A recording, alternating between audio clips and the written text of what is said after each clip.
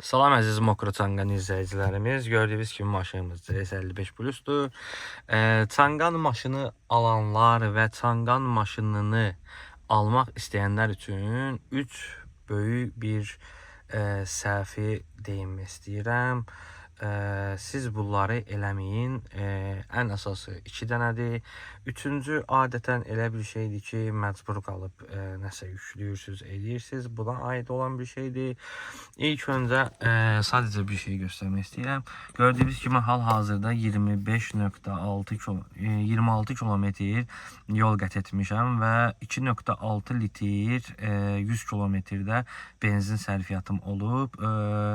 Elektrikdən isə 6,4 kilovat göstərir. Amma bu o demək deyil ki, mən onu xərcləmişəm. Bu ortalamasını göstərir. Yəni 100 kilometrdə mən 100 kilometr sürməmişəm. Yəni 25 kilometr götürsək, onun 1/4 qədər sürmüşəm. Yəni 2,6 litrin hətta 1/4 qədər, yəni 0,8, 0,9-a yaxın, yəni 1 litrə yaxın benzin işlətmişəm. Və 6-nı da 4-ə böldüyümüzdə 1,5 kimi götürək. 1,5 hatta 2 götürək. 2 kilovat enerji sərfiyyatı olub hal-hazırda bizim maşında. 1 litr benzin biz 95 döktüyümüz üçün 1,60. 1 kilovat da təxmini 18-20 qəpik hesablayaq bunu. 22 qəpikdən hesablasaq o qədər eləyir. 1,60 və 20 qəpik pis deyil, ekonom da deyil, amma yəni gözəldir məncə. Çünki 26 kilometr məsafəmi qət etmişəm. Hardası təxmini 1,80-1,90 aralığında. Keçək əsas məqama. Videonun məqsədinə, videoda məqsəd nədir? Əsasən Çanqan maşınları və hər hansı bir Çin maşınları, plug-in hibrid maşını aldığınızda etdiyiniz səhvlərdən biri ən əsası bakdır. Bak niyə əsasda bir problemdir? Gördüyünüz kimi burada mənim bakımda hal-hazırda yarı bak kimi götürsək, yarı bak kimi benzinim var. 518 kilometr mənə yol qət eləməyə imkan yaradır. Bu nəyə görə bak deyirəm? Plug-in hibrid sistemlərində belə bir şey var ki, bunlar adətən həm elektrikli, üzr istəyirəm, həm elektrikli, həm də benzin motorludur. Bunları elə istehsal edir ki, istehsal edən şirkət bunların baklarında yüksək təzyiqli basınc olur da, türklər demişkən basınc olur, yüksək təzyiq olur. Nə üçün yüksək təzyiq olur və niyə bunu qoyurlar? Çünki maşın plug-in hibriddir. Yəni hal-hazırda gördüyünüz kimi mənim 33 kilometrlik, məsələn, elektrik məsafə qət edə biləcəyim şarjım var. Mən benzini istifadə eləməyib, buradan maşın işarəsinə basıb, gəlib buradan drive'dan məsələn elektrik seçsəm, tam elektrik seçsəm, gördüyünüz kimi tam elektrik, mən benzini istifadə eləməyəcəm və sadəcə elektrik məsafəmdən yol qət eləyəcəm. Bunu niyə yaradan şirkət? Plug-in hibrid motorlu maşınlarda, yəni sözüm Çanqan deyil, məsələn burada var, gördüyünüz kimi Li olsun, burada bir dənə Çanqan var, orada bir dənə Haval var. Belə maşınlar adətən niyə belə olduğunu deyim. Onun üçündür ki, yəni mən elektrik sürdüyüm vaxtda mən benzinimin keyfiyyəti aşağı düşməsin. Benzin keyfiyyətini itirməsin. Ona görə yüksək təzyiqli bakları mövcuddur bunların. Bakı da nə etmək lazımdır? Yəni adətən normal maşınlarda, yəni tutaq ki, hər hansı bir Mercedes mi, Çeşka mı, Pirus mu, hər hansı bir Pirus deməyək, yəni benzin motorlu maşınlarda istifadə olunan kimi yox. Yəni gözləyək bu benzin işığımız qırmızıya düşsün, qırmızı yansın və gedək benzin vuraq, eləməyin. Ən böyük səhvlərdən biri budur. Bunu həmişə gördüyünüz o ikinci xət var, qırmızıdan sonraki xət. Maksimum o xətdən aşağıya qoymayın düşsün və o xətə çatana qədər siz benzininizi vurun. Elə eləyin ki, o xətdən, yəni qırmızıya düşməməlidir bu. Bu benzin bakını və burada gördüyünüz kimi bəzi köhnə maşınlarda, çox indi bu videonu izləyən adamlar biləcək. Köhnə maşınlarda adətən bu düz göstərmir. Bu da elektron sistemdir və bu da düz göstərməyə bilər. Ona görə bu yüksək təzyiqli bakları nəzərə alaraq bu ən böyük problemlərdən biridir. Çox insan gözləyir ki, qırmızıya düşsün və sonra geçsin benzin vursun. Xeyr, onu gözləməyin. Birinci səbəb budur. İkinci səbəbimiz multimedia sistemidir. Yəni bu üçüncü səbəbi idi. Üçüncü səbəbimiz multimedia sistemidir. Yəni multimediadan necə? Yəni mən məsələn Çanqan servisində gedib Waze və YouTube proqramını servisdə yazdırmışam. Servisdə yazdırdığım demirəm. Əslində, yəni səhvin biri budur ki, biz buna lisenziyası təsdiq olunmamış bir proqram yüklüyürük. Yəni Çanqan maşını üçün nəzərdə tuturam da bunu.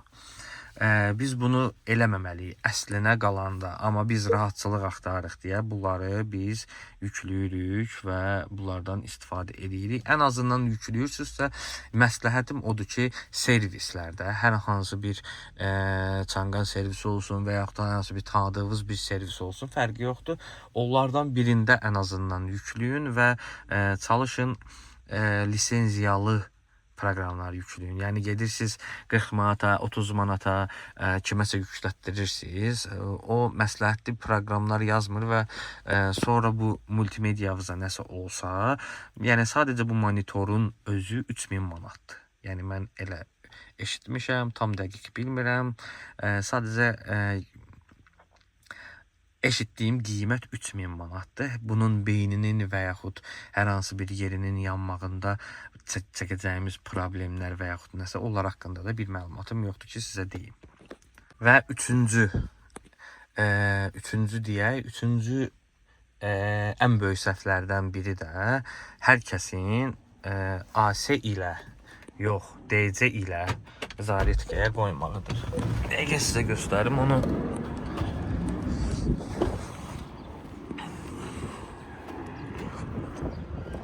Gördüyünüz kimi burada bizim 2 ədəd şarj etmə yerimiz var. DC, yəni sürətli rejim, AC, yəni ev rejimi. İndi küləkli olduğu üçün təzədən içəri qayıdacağam. Səsimi yaxşı eşidəsiniz. Bu sürətli rejim üçündür, bu da ev rejimi üçün sadə rejimdir. Adətən hər bir Çanqan sürən və yaxud elektrikli maşın sürən insanlar özləri üçün sürətli olsun, çox vaxt gözləməyim, tez bazar olsun və çalışır ki, sürətli də zaretkaya qoysun və maşını tez zaretkada olsun və yoluna davam eləsin. Və yaxud axşamdır evə getmək istəyir, saat 11-dir, 12-dir, evə tez getmək üçün sürətliyə qoy. Bu çox və çox yüklənmiş hesab olunur. Çünki adətən sürətli rejimə qoyduğumuzda ekranda amperajı görsənir. Burada amperaj görsənir. Orada amperaj 70-72-lərə qalxır. Evdə şarj adapterında 16-ya qoya bilərsən və yaxud evdə maksimum gözəl bir sistemin olar 32 amperə qoya bilərsən. Bu 32-16 amper maşın üçün normal sayılır. Yəni ən azından yüklənmiş sayılmır. Biri də var ki 32-nin 2 qatından da çox. Yəni 64-dən belə çox 75. Mən hətta burada maşın istifadə, yəni maşına zaretka taxdığım halda mən buradan yandırıb kondisioneri vurmaq istəyəndə amperaj 90-a qədər qalxdığını görmüşəm. Bu o deməkdir ki, yəni siz belə deyim də telefon kimi fikirləşin. Bunun adapterları, bunun bateriyaları telefon kimi nəzərdən keçirin və bunlar telefon kimi olurlar. Yəni zaretkanın pil ömrü azalır. O da o deməkdir ki, bugün 95 kilometr polnu şarjda göstərsə ki, mənə 95 kilometr gedə bilərəm. Mən sonra 95 kilometr yox, 85 kilometr getmiş olacağım. Amma ekranda 95 göstərə biləcək. Amma mən 85 kimi getmiş olacağım. Ona görə sürətli rejimdə çox vaxt qoymayın və diqqət eləyin. Ən azından, yəni hər hansı bir yerə tələsirsinizsə, mütləq vacib şarjla getmək istəyirsinizsə əgər, yəni ekonomlu gedib gəlmək istəyirsinizsə, yəni bunu üçün şarja qoyub, məsələn, rayona çıxırsan, bir yarım saat oturub gözlə, sürətli də yığsın get, amma hər gün, 2 gündən bir ancaq və ancaq sürətli rejimdən istifadə eləməyin. Bu sizin maşınınız üçün çox ziyanlıdır. Bu günlük bu 3 səhvi dedim. Siz hansı səhvləri edirsiniz? Kommentlərə yazın, kommentləri oxuyacağam. Gələcək videomuzda qarşıda gələn videodan nələri bilmək istəyirsiniz, nələri öyrənmək istəyirsinizsə komment aşağıdan yazın və takib atmağı unutmayın. Siz takib elədikcə mən həvəslənirəm və daha məlumatlandırmaq istəyirəm bu maşın haqqında sizi. Sağ olun, salamat qalın.